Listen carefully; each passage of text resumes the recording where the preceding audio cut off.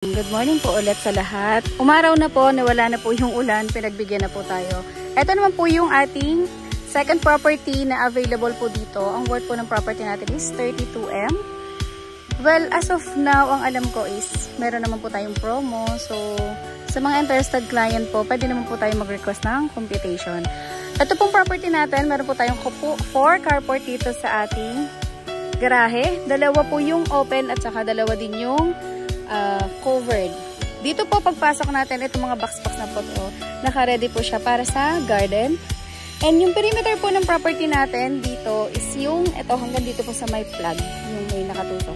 Hanggang dun sa may likod po, so may sukat po yung property natin dito ng malaki po yung garden sa labas. Before po tayo pumasok sa ating main door, dito po tayo sa may labas na to. Kung mapapansin nyo po, medyo ano po kasi ngayon, kasi dahil po kakaulan lang, medyo malabo yung ating view. Mostly mountain lang naman din siya. Dito po yung perimeter natin. Napakalawak po ng inyong garden dito. Makakaikot po tayo hanggang sa likod ng ating property. All around the property po. Pwede po tayong umikot. Ito po, malawak pa po yung para sa ating dirty kitchen laundry area. Dito po yun sa likod po natin. Hindi po natin siya na open kanina kasi may gumagawa po dun sa ating kitchen. Dito naman po sa may likod na area,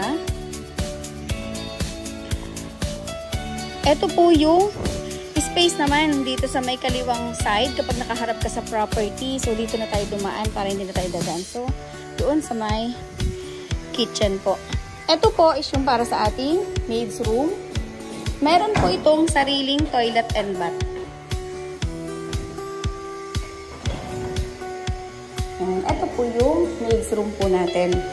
At ito po, diretso naman siya sa garahe.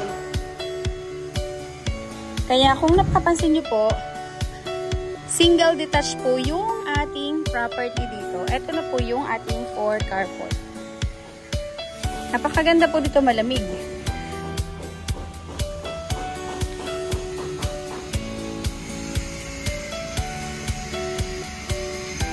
Now, let's proceed na po tayo sa main door. Pasok po natin dito, pwede pa po kayong maglagay ng coffee table po dito kasi napakalawak pa po nitong area na to.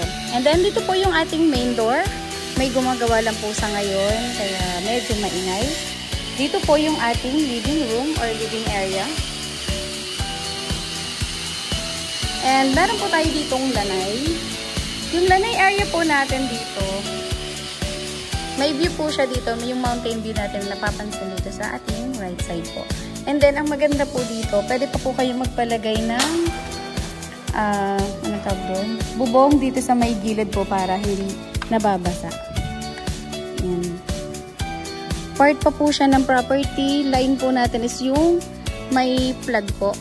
Yan. So part pa po ng property itong side na to. Pwede pa po kayo magpa-additional ng bubong. Pero dito lang sa side na to. And then dito po yung ating living room ay dining area. And dito po sa ating kitchen may ginagawa pa lang po sila. So, as of now, hindi mo na po natin titingnan yun. And then, dito po, bago yung sa ating hagdan, dito naman po yung ating powder room. And dito po sa may baba naman ng hagdan, pwede pa po kayo magpalagay dito ng cabinet para sa toiletries po. And then, ito po yung ating pinaka-guest room or first bedroom dito sa downstairs po.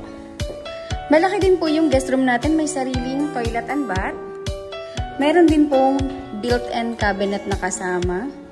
And same po dun sa iba, yung ating window po may kasama ng window screen. Now, let's proceed po sa ating second floor. Pagkakit naman po natin dito sa second floor, medyo maingay lang po kasi may gumagawa. Meron pa tayo ditong 3 bedrooms and meron pa tayo ditong family area. Then, proceed muna tayo sa ating first bedroom. So, etong kabila po, ay yung kaliwa ko, ito po yung ating first bedroom. Meron siyang sariling toilet and bath. Hindi pa lang po siya tapos. May built-in cabinet. And of course, fit po dito yung ating queen size na bed. Meron na din pong nakaabang para sa ating window type na aircon. Now, proceed naman tayo sa ating second bedroom, which is ito po yung ating master. So, ito yung ating master's bedroom. Before po tayo dyan, dito muna po tayo sa ating toilet and bath. Napakalawak ng ating toilet and bath. May partition din, may glass partition na po sa ating shower area. Medyo may difference po siya doon sa ibang property natin na binibenta. I mean, yung finishing ba niya. Yung ating window po, meron na siyang kasamang window screen. And meron po tayong balcony dito. And maganda po, meron na din kasama po na screen yung ating glass door dito sa ating balcony. Dito po sa balcony natin, pwede pa tayong maglagay ng upuan.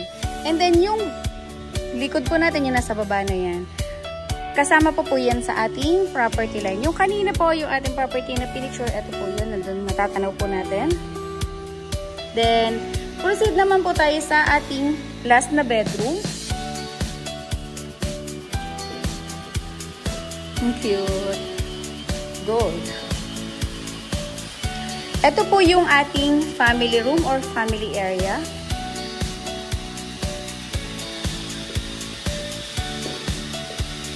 Pwede pa po kayo maglagay ng couch dito.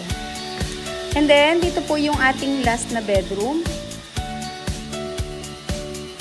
Mas malaki po ang size nito compared dun sa ating first bedroom.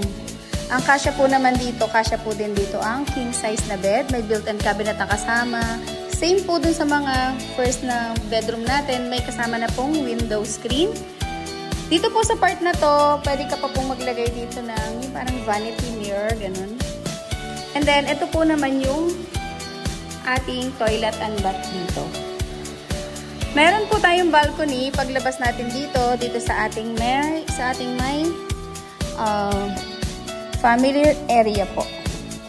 Hindi ko siya ma-open. Ayan dito. Ito po yung ating screen dito. So, kung gusto mo lagi naka-open yung ating pinto, pwede po. So, ito yung ating balcony. Facing the street po yung balcony natin dito sa ating family area po.